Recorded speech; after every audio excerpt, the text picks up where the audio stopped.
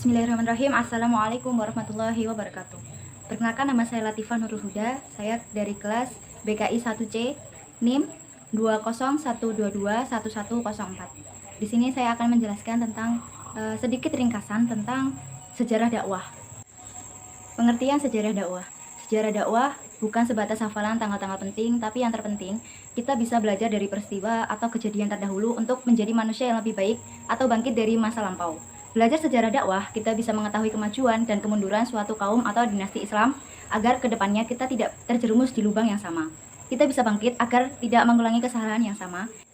Belajar sejarah dakwah, kita bisa mengetahui strategi apa saja yang dipakai untuk menerapkan ke umat manusia selanjutnya, apakah dengan membangun pesantren atau membangun masjid agung seperti di keraton, atau juga bisa akulturasi budaya seperti yang diterapkan oleh Wali Songo. Dan kita juga harus tahu pentingnya mempelajari sejarah dakwah itu apa sih. Nah, kita dapat melihat keberhasilan dan kegagalan dinasti lampau, dan kita tahu strategi dakwah dengan pendekatan struktural, yaitu seorang raja yang mempunyai kekuasaan atau kekuatan kepada rakyatnya untuk mengikuti ajaran Islam, dan pendekatan kultural seorang masyarakat biasa mengajak orang-orang di sekitarnya untuk mengesahkan Allah dengan cara-cara yang benar. Jadi pendekatan kultural itu seperti raja, kita sebagai rakyat biasa mendekati seorang raja untuk kita mengislamkan raja itu. Kita memberitahu raja-raja itu gimana sih agama yang benar itu, Islam yang benar itu seperti apa. Dan nantinya seandainya raja itu benar-benar masuk Islam, rakyat-rakyat yang mengikuti raja tersebut akan mengikuti keyakinan dari raja tersebut. Seperti itu. Nah, yang kedua, dakwah di masa Nabi Muhammad SAW. Di masa Nabi Muhammad, dakwah itu dilakukan dengan sabar, dengan tulus, dengan cara yang baik, tidak dengan cara yang kasar atau buruk atau dengan kekerasan. Dan dakwah itu juga melarang dengan kekerasan. Di masa Nabi Muhammad, dakwah itu dilakukan dengan secara pelan-pelan, dengan secara teliti, dengan secara berhati-hati, dan tidak dengan cara yang gerusa-gerusu. Nah, dakwah itu dilakukan dengan pelan-pelan. Dakwah juga bukan hanya sekedar naik di depan mimbar. Dakwah juga bukan melarang dengan keras, memaksakan kehendaknya, tapi dengan cara yang pelan-pelan. Memperhatikan juga kesejahteraan di masyarakatnya, dengan adanya seperti sekarang ini dengan lazismu, dan banyak BMT, dan banyak lagi. Dalam diri Nabi itu ada teladan yang baik atau biasa disebut akhlakul karimah. Seperti Nabi yang selalu memberikan makanan kepada pengemis, padahal pengemis itu sebelumnya selalu mencaci maki. Dan Nabi Muhammad dengan sabar dan telaten, si pengemis itu diberi makanan, minuman. Dan seketika waktu Nabi dilempari batu serta kotoran, Nabi pun tidak langsung membalasnya dengan sebaliknya, tapi Nabi membalas dengan doa yang baik. Seperti itu dakwah. Nah, dakwah Nabi itu dilakukan dengan persuasif, yaitu pelan-pelan, dimulai dari keluarganya, sahabat-sahabatnya, baru orang-orang yang ada di sekitarnya.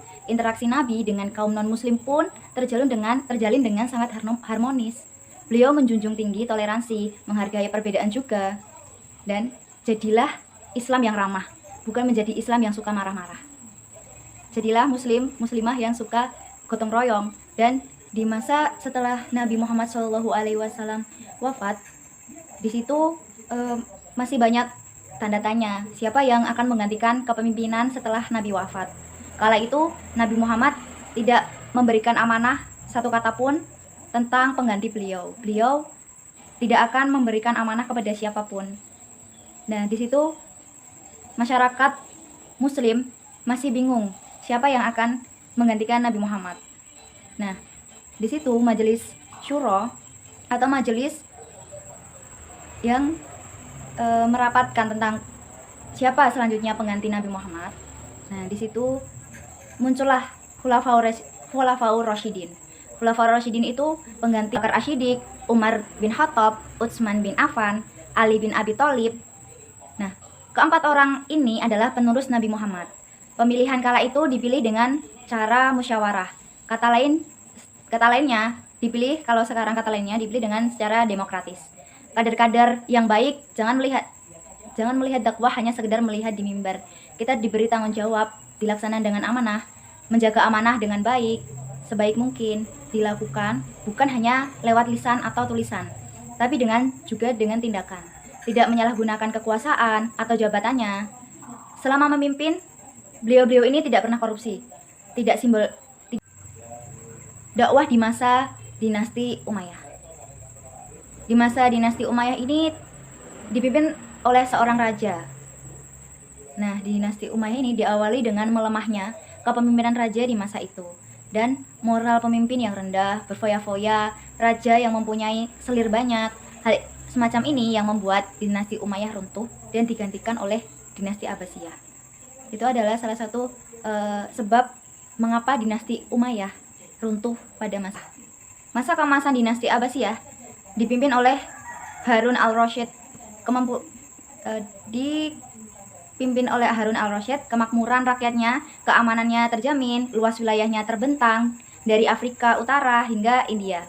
Ilmu pengetahuan juga di masa itu adalah tonggak terbesar agama, dan mengelola negara bukan hanya berbekal ilmu agama, tapi juga mempunyai ilmu politik yang baik. Jadi seorang raja bukan hanya dia yang pandai memimpin dengan keras ataupun juga dengan kasar, tapi juga seorang raja juga harus tahu tentang ilmunya, tentang ilmu memimpin, tentang ilmu membangun sebuah negara dan memperluas wilayahnya kala itu. Nah, selanjutnya pada masa kepemimpinan Turki Utsmani. Nah, pada masa Turki Utsmani, pertahanan semakin kuat dengan adanya persenjataan yang bisa sampai menaklukkan pada saat itu bisa menaklukkan Konstantinopel.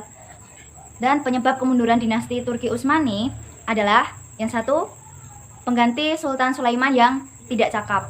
Yang kedua, korupsi merajalela. Yang ketiga, terjadinya pemberontakan pasukan bayaran yang membangkangnya. Nah, selanjutnya kali ini dakwah di masa Wali Songo. Wali Songo ini adalah para wali yang menyebarkan agama Islam di Jawa pada saat itu, namun meluas sampai seluruh wilayah di Nusantara.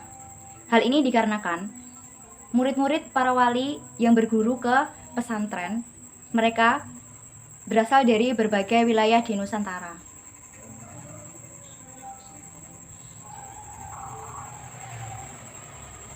Para wali yang berasal dari Jawa atau keturunan Jawa seringkali dikaitkan dengan legenda-legenda mistik. Sementara itu, para wali yang asli Timur Tengah tidak banyak dikisahkan dalam legenda-legenda mistis.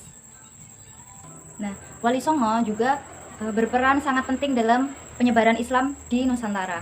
Karena itu, Wali Songo banyak mengakulturasikan agama dengan kebudayaan di Indonesia, terutama di wilayah Jawa, seperti akulturasi dengan wayang, dengan gamelan, serta ada banyak macamnya.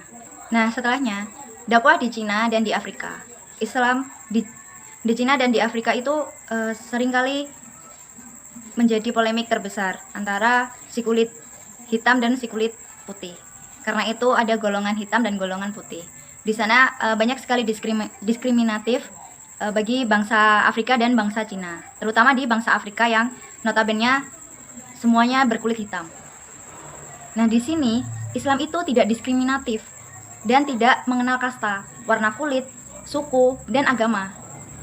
Nah, Islam selalu menyarankan semua golongan, karena semua orang itu sama, dari yang mereka kulit putih, dia ataupun kulit hitam, atau dia miskin, atau dia kaya, atau dia berbeda dari kita.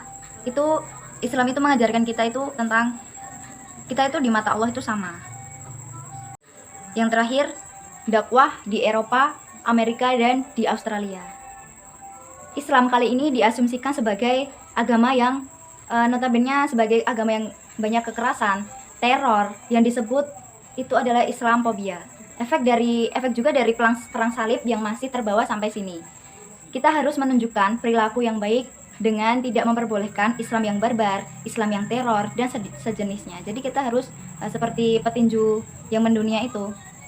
kita sebagai Islam harus menunjukkan sikap yang lemah lembut, sikap yang Islam itu baik di mata orang-orang, Islam itu baik di mata dunia. Bukan yang Islam yang suka yang teroris, Islam yang barbar, Islam yang unjuk kekerasan. Tidak seperti itu. Islam itu tidak membedakan kasta, tidak membedakan semuanya. Islam itu sama, Islam itu baik, Islam itu cerdas, Islam itu berjiwa yang bagus. Nah, terima kasih. Terima kasih. Itu adalah penjelasan dari saya. Bila ada salah kata, mohon dimaafkan. Bila ada kekurangan, mohon dimaafkan. Wabillahi taufiq wal hidayah. Wassalamualaikum warahmatullahi wabarakatuh.